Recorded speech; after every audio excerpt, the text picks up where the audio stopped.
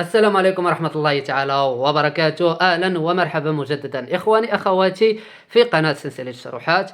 اليوم إن شاء الله سنقوم بعمل ترقية للابتوب HP بيفالون جيمين لابتوب 15 EC 2144 NF. سنقوم بترقية كل من الرامات وكذلك ال SSD. هذين المنتجين قمت بشرائهما في علي اكسبريس. ستجدون رابط فيديو الانبوكسين سيظهر لكم بالاقتراحات أو بالبطاقة أعلى الفيديو الآن، وكذلك ستجدونه في صندوق الوصف.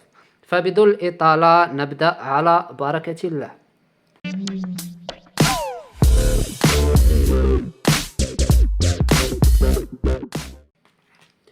أول شيء سنقوم بفك 3 براغي صغيرة هنا، ولدينا 4 كبيرة هنا.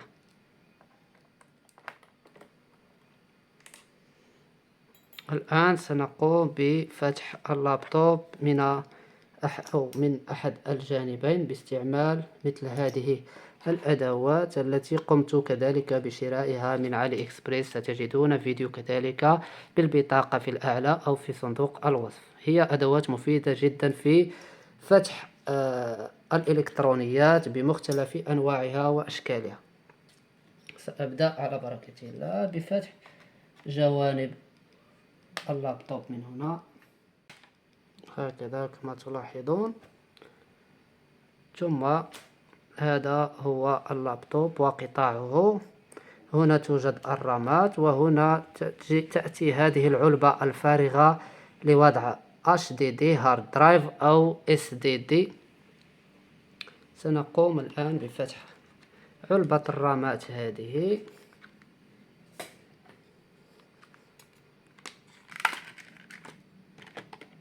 كما تلاحظون هذه هي الرام الأولى بسعة 8 جيجا بايت.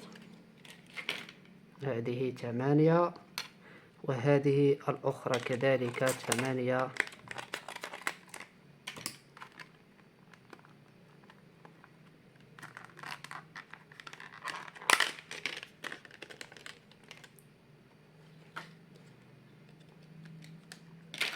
هذه 8 وهذه 8. سنقوم الآن بإزالة هذه القطعة البلاستيكية هكذا. سأقوم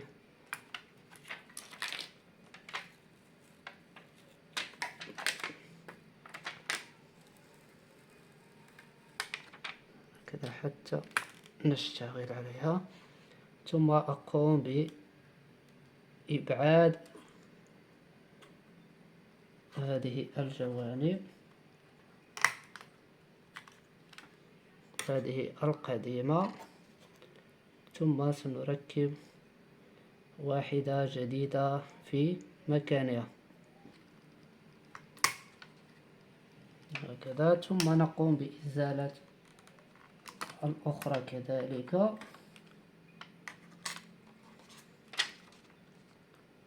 ونقوم بتركيب 8 جيجا الأخرى. هكذا انتهينا من الرامات. الآن سأقوم بإرجاع هذه القطعة. ثم سنقوم الآن بفك براغي الهارد درايف. يوجد 3 براغي هنا.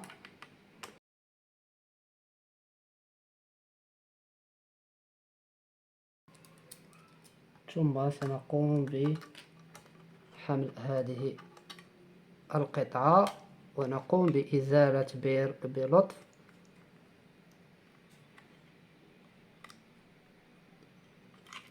الكيبل الخاص بال HDD أو ال SSD. وهذه هي العلبة. سنقوم بإزالة هذه البراغي كذلك حتى نقوم بتركيب قطعة ال SSD.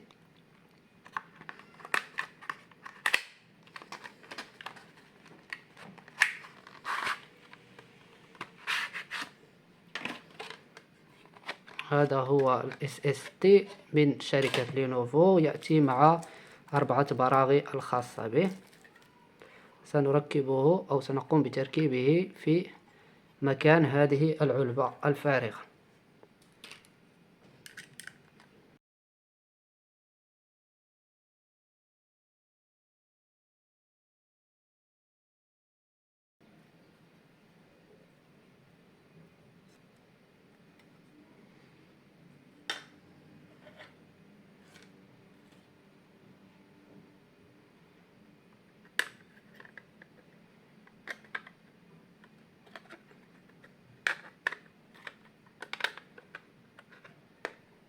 هكذا، ثم سنقوم بإعادة البراغي أو نقوم بتركيب البراغي التي أتت مع ال SSD. 4 براغي.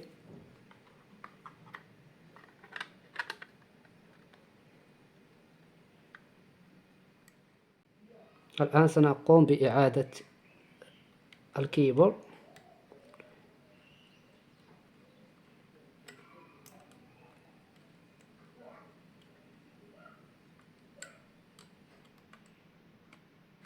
بلطف هكذا، ثم سنقوم بإرجاع ال SSD إلى مكانه، ثم سنقوم بتركيب البراغي من جديد.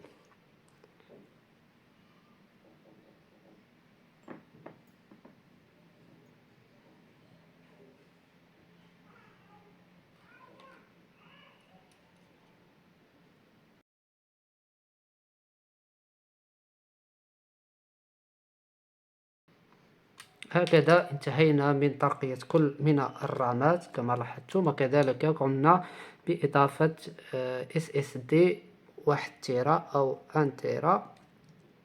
الآن سنقوم بإعادة تركيب خلفية اللابتوب. الآن سنقوم بتشغيل اللابتوب.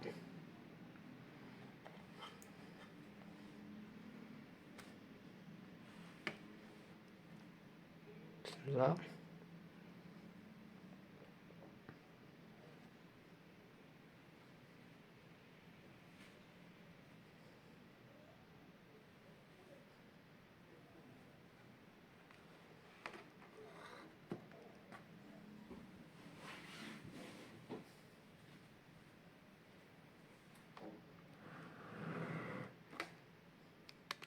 سنذهب إلى تاسك مانجر من هنا،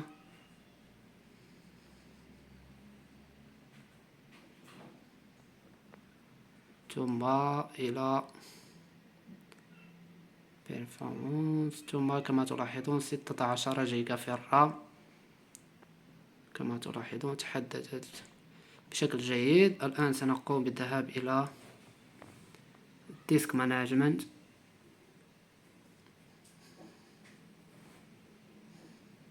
وهذا هو ال SSD الذي قمنا بإضافته.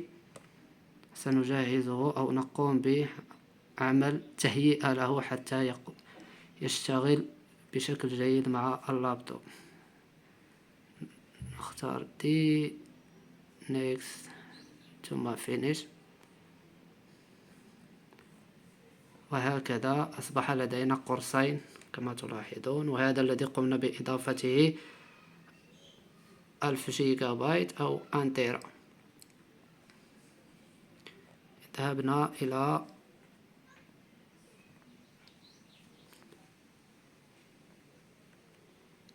هنا، سنجد أن القرص الأساسي امتلأ تقريبا عن آخره، لذلك قمت بإضافة ال SSD الذي قمت بتركيبه كما لاحظتم. إلى هنا ونكون وصلنا إلى نهاية هذا الفيديو. أتمنى أن يكون مفهوم. تعمدت أن أكون بطيء في الشغل حتى تصل الفكرة، وحتى تكون المراحل مفهومة لكم إخواني. إن كان لديكم أي تساؤل أو استفسار فقد دعوه في التعليقات، أو يمكنكم الدخول إلى مجموعتنا في التليجرام، وكذلك التواصل معي على صفحة الفيسبوك أو على الانستغرام. دمتم في رعاية الرحمن، أراكم في قادم الفيديوهات، وإلى اللقاء.